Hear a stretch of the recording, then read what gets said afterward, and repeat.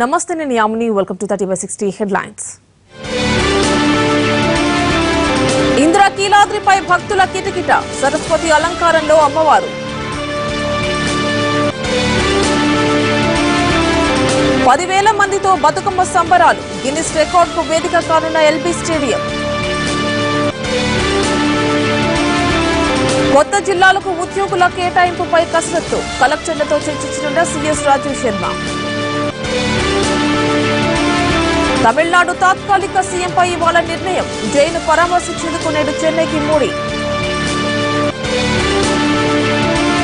వాయువ్య బంగాళాఖాతంలో ఉపరితల ఆవర్తనం హైదరాబాద్ లో కుండపోత కోస్తాకు భారీ వర్ష సూచన. హైతీ తుఫాన్ పంజా 800 మంది దుర్మరణం గజగజ వణుకుతున్న ఫ్లోరిడా జార్జియా. డ్రెస్ చూద్దాం. కొత్త జిల్లాల పునర్వ్యవస్థీకరణలో మార్పులు చేర్పులు చేసేందుకు వీలుగా చట్టాన్ని సవరిస్తూ రాష్ట్ర ప్రభుత్వం ఆర్డినెన్స్ జారీ చేసింది. తెలంగాణ డిస్ట్రిక్ట్స్ ఫార్మేషన్ యాక్ట్ 1974 లో ఉన్న నిబంధనను సవరిస్తూ ఆర్డినెన్స్ ను జారీ చేసింది. మరోవైపు కొత్త జిల్లాలకు అవసరమైన దాదాపు 3,500 పోస్టులు భర్తీ చేయాలని నిర్ణయించింది. సీఎం కేసీఆర్ అధ్యక్షతన జరిగిన కేబినెట్ భేటీలో వీటిపై నిర్ణయం తీసుకున్నారు.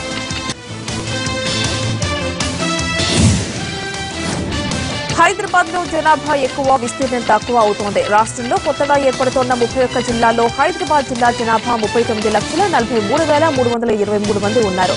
విస్తీర్ణం 217 చదరపు కిలోమీటర్లుంది. తక్కువ జనాభా 5,43,694 మందితో రాజన్న సిరిసిల్ల జిల్లా ఏర్పాటవుతోంది.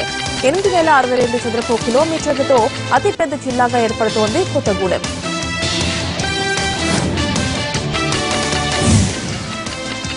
తెలంగాణ కొత్త జిల్లాల ఏర్పాటు కారణంగా కీలక విభాగాలకు సెలవులు రద్దు చేసింది ప్రభుత్వం. సచివాలయంలో ఉద్యోగులకు సెలవులు రద్దు చేస్తున్నట్టు ప్రకటించింది. నేటి నుంచి 11వ తేదీ వరకు సెలవులు రద్దు చేస్తూ ఆ శాఖ ముఖ్య కార్యదర్శి ఆదిల్ సిన్హా మెమో జారీ చేశారు.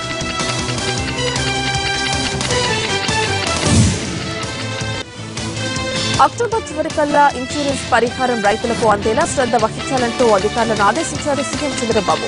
క్రాప్ కటింగ్ ఎక్స్పెరిమెంట్స్ త్వరితగతిన పూర్తి చేయాలన్నారు. 37,600 హెక్టార్లలో పంటలు భారీ వర్షాలు వరదల వల్ల దెబ్బతిన్నాయని 80% సబ్సిడీతో విత్తనాలు అందించి మళ్లీ పంటల సాగుకు సహాయం అందించాలన్నారు. నకిలీ విత్తన వ్యాపారులపై కఠిన చర్యలు తీసుకోవాలని ఆదేశించారు. గుంటూరు, ప్రకాశం జిల్లాలో జరిగింది ఎక్కడా పునరావృతం కారాదన్న సీఎం అవసరమైతే పీడీ యాక్ట్ ఉపయోగించాలని సూచించారు.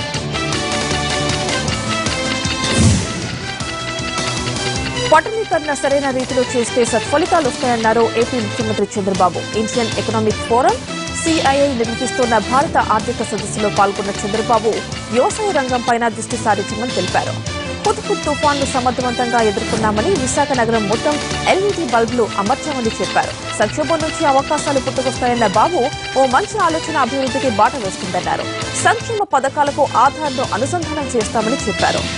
ఏపీలో పెట్టుబడులకు ఉన్న అవకాశాలను పారిశ్రామికవేత్తలకు వివరించారు.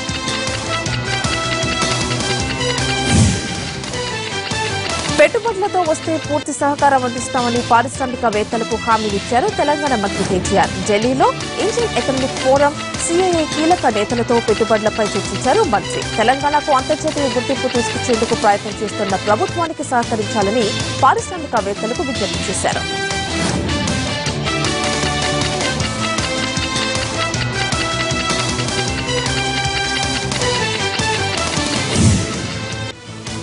అప్పులు చేసో అంతర్గతంగా సర్దుబాట్లు చేసుకునో బండి లాగిస్తున్నామన్నారు ఏపీ ఆర్థిక మంత్రి యనమల రామకృష్ణుడు.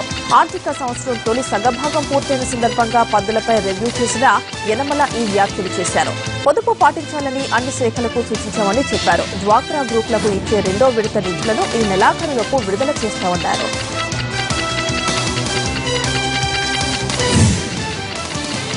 ప్రభుత్వ రంగ సంస్థలను అభివృద్ది చేసేందుకు కృషి చేస్తున్నామన్నారు ఆర్థిక మంత్రి ఈటెల రాజేందర్. అందులో భాగంగానే మింట్ కాంపౌండ్లోని ప్రభుత్వ పాఠ్య పుస్తక ముద్రణాలయంలో 6,70,00,000 రూపాయలతో నూతన యంత్రాలను కొనుగోలు చేసినట్లు చెప్పారు.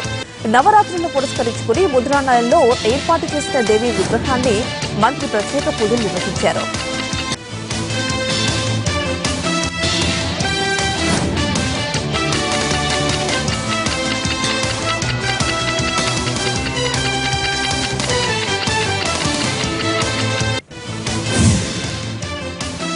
బంగారు తెలంగాణ అంటూ గొప్పలు చెప్పుకుంటున్న టీఆర్ఎస్ ప్రభుత్వానికి రైతు కష్టాలు కనిపించడం లేదని ఎద్దేవా చేశారు టీపీసీసీ చీఫ్ ఉత్తమ్ కుమార్ రెడ్డి.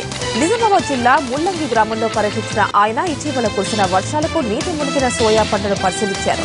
క్షేత్రస్థాయిలో సర్వే జరిపి పంట నష్టపోయిన రైతుకు ఎకరాకు 10,000 చొప్పున నష్టపరిహారం ఇవ్వాలని డిమాండ్ చేశారు.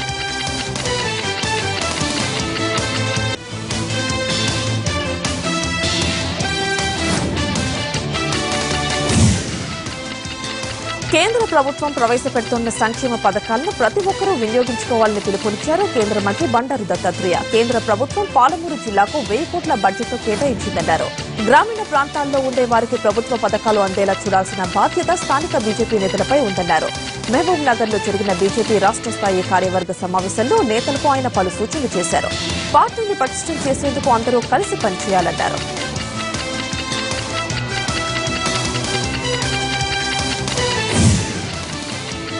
తెలంగాణలో ఆరోగ్యశ్రీ బకాయిల చెల్లింపుపై రాష్ట్ర ప్రభుత్వం ప్రత్యేక దృష్టి సారించింది. ఇప్పటి వరకు పెండింగ్ లో ఉన్న బకాయిలను విడతల వారీగా చెల్లిస్తోంది. నిన్న ఒక్కరోజే 150 కోట్ల రూపాయల విడుదలకు గ్రీన్ సిగ్నల్ ఇచ్చేసింది. ఈ నిధులన్నింటినీ ప్రాధాన్యత క్రమంలో ఆరోగ్యశ్రీ నెట్వర్క్ ఆసుపత్రులకు కేటాయిస్తున్నారు. దీంతో సమ్మెబాట పట్టిన ఆసుపత్రులన్నీ క్రమంగా సమ్మెను వినిపిస్తున్నాయి.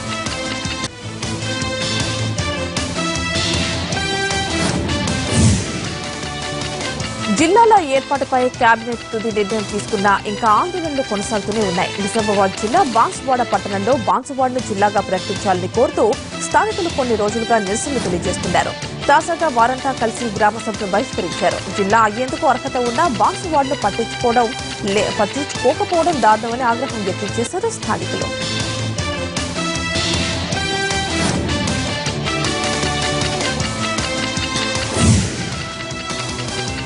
ఖమ్మం జిల్లా కొత్తగూడెం మార్కెట్ కమిటీ పాలకవర్గం బాధ్యతలు స్వీకరించింది. ఎమ్మెల్యే జలకం వెంకట్రావు ముఖ్య అతిథిగా హాజరయ్యారు. చైర్మన్ హరిలాల్తో పాటు డైరెక్టర్లు ప్రయాణం చేశారు. ఇక రైతులకు మెరుగైన సేవలు చేయడానికి తమ కమిటీ కృషి చేస్తుందని చెప్పారు కొత్త పాలకవర్గ సభ్యులు.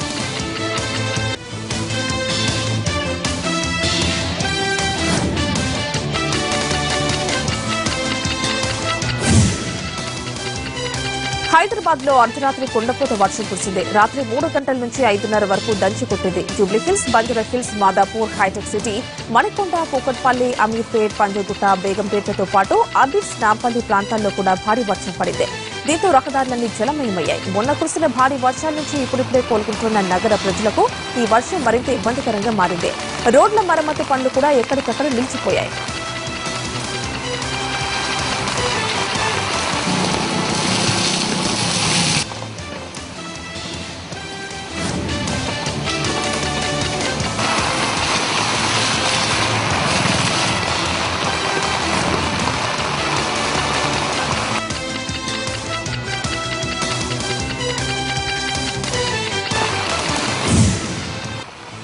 వచ్చే వారంలో తెలంగాణకు మళ్లీ వర్ష సూచన ఉందని తెలిపింది వాతావరణ శాఖ. కొన్ని జిల్లాల్లో అక్కడక్కడ ఓ మోస్తరు వర్షాలు కురిసే అవకాశం ఉందని Telangana state development planning society వెల్లడించింది. నేటి నుంచి ఈ నెల 14 వరకు ఆదిలాబాద్, నిజామాబాద్, కరీంనగర్, వరంగల్, ఖమ్మం జిల్లాల్లో పొడి వాతావరణం ఉంటుందన్నారు.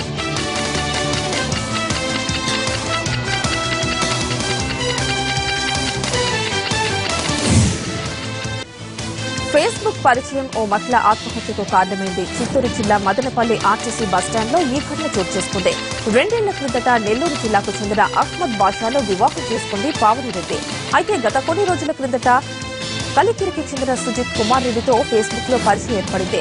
ఆ స్నేహం ప్రేమగా మారింది. తనకు పెళ్లైన విషయాన్ని దాచిపెట్టిన యువతి ఏడాదిన్నరగా చాటింగ్ చేస్తోంది. ఈ క్రమంలో ఆమెకు ప్రియుడు పెద్ద ఎత్తున నగదు ఇవ్వడంతో పాటు వాహనాన్ని కొనిచ్చినట్లు తెలిసిందే.